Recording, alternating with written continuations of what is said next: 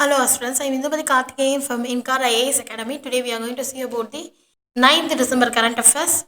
This topic taken from the Delhi edition. The topic is taken from editorial 1. That is a good beginning, but China negotiation must continue. This topic comes under our GS2, India and its neighborhood relationship. First of all, why it is in the news? The state, while the external affairs minister remarks some clarity politically, there need to be an attempt to arrive at consensus on India-China problem. That is the statement made by the Union External Minister S. Jaishankar.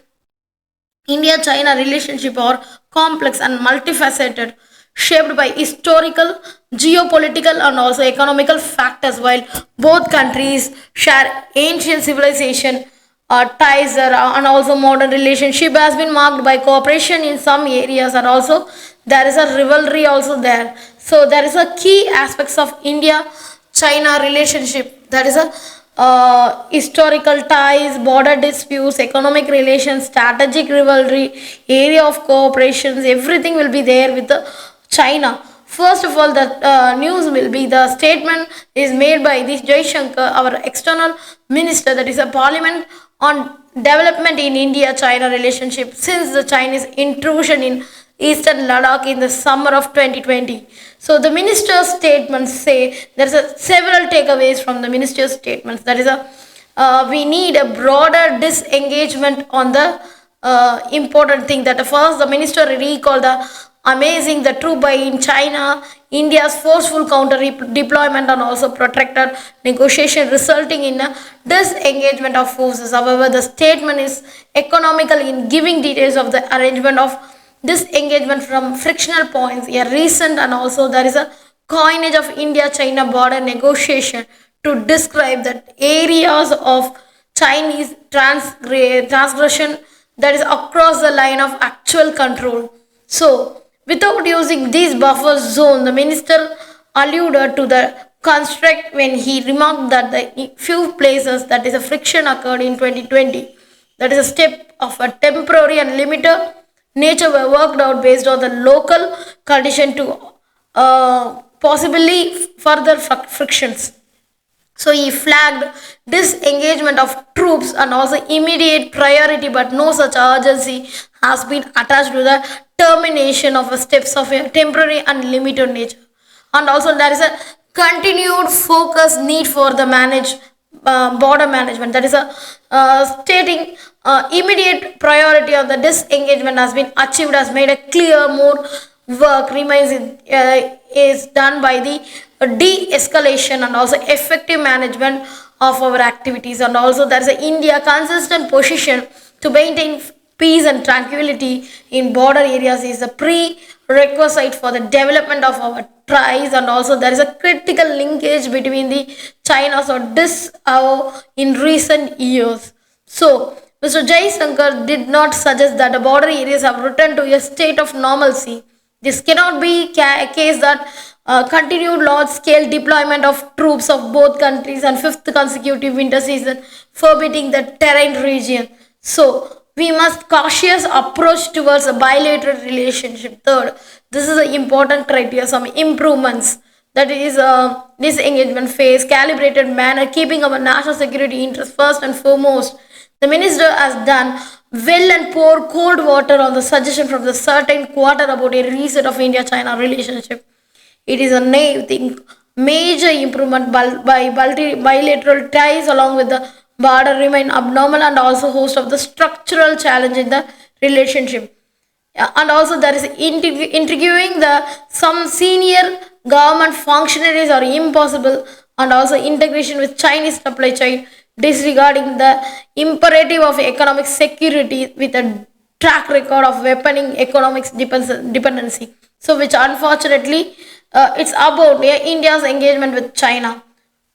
But there is a many question behind that. There is an uncertainty surrounding disengagement terms. That is first of all that disengagement is pronounced or as complicated. India does not have any definite informative on the terms of the exercise, and also there is a statement mentioned that resumption of patrolling to the traditional areas underway is that is a Despong and Demchok. So there is an Indian troop getting unhindered and also access the 5 traditional patrolling points beyond Y Junction in the Defsong Plains, and also there is a buffer zones also there is a coordination. Patrolling is a very important thing between India and China border management. There is a restriction on the size and frequency of India's patrol, and also there is a steps of a temporary and limited nature agreed to elsewhere, the Galwan Valley, Hot Spring, Gogra, and also Pangong Lake area. So how many Indian traditional patrolling points are no longer accessible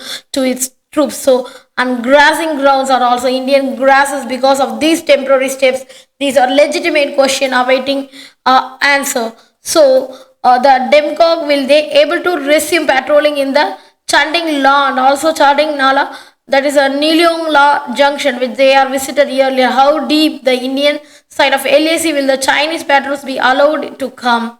So there is a coordinating patrolling can be a major important thing. There is a status quo along the border is a important thing. That is a minister underlined that India's side would not counter there is a counter the attempt to change the status quo unilaterally. So the status quo along the border has been changed by China since April 2020. In the absence of fact being shared in public domain, we can only speculate. That is a discussion. There's a senior military official suggests that there's a denial of the access of the several traditional patrolling points under new arrangements. So the statement referred that earlier government having agreed to several steps, that is a diffuse situation, and also including the demilitarized zones, limited non-patrolling zones, and so on. So there is a zones can be demilitarized, and also there is a point to note that India and China look the LAC has changed. That is a under President Xi Jinping, that is China consider LAC within the construct of the sovereignty and also mindset, not losing in each of the territory. So the concept of the LAC was agreed without prejudice or to the respective position of India and China in the boundary questions. And also there is an alternation of the LAC by China or through temporary steps, and also the territorial implication for India.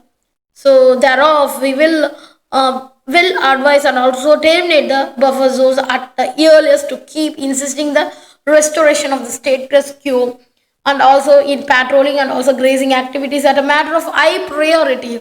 So this is a high priority for the grazing of local people, and also there was no understanding of the establishment of the DMZ, that is demilitarized zones, either in the Baroti and also Samdong Cho Valley. So the Indian lead and diplomatic and military experts group which negotiated the disengagement of the Samdong Cho Valley in 1995 will not agree by the demilitarization zone, that is a restriction of Indian patrolling, and earlier that the Barhoti, the two sides could not agree to extend the area where demilitarization was proposed by Chinese 1956.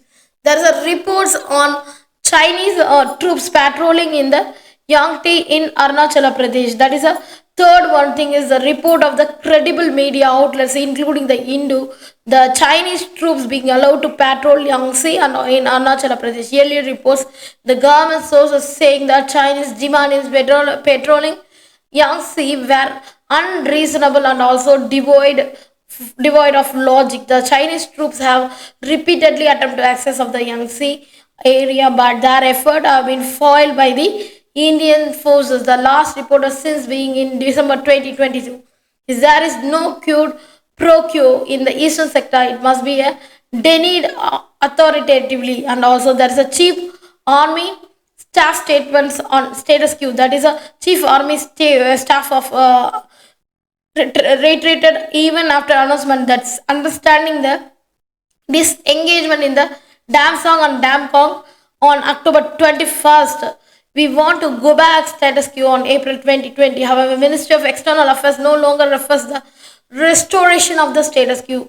The acquaintance, in fact, the ground change, the advantage of China. This will be another example. Successful deployment of the Chinese playbook in the key gray zone operations, and also there is a way forward, that is a bridge the political divide, that greater transparency on the part of the government on one hand, and need the opposition resisting the temptation to score points on the sensitive issue affecting our core interest on the other will leave us better place in India's border negotiation with China.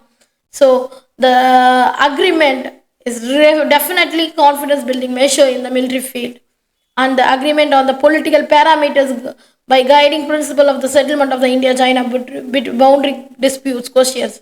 He was instructed the brief key opposition leader in confidence.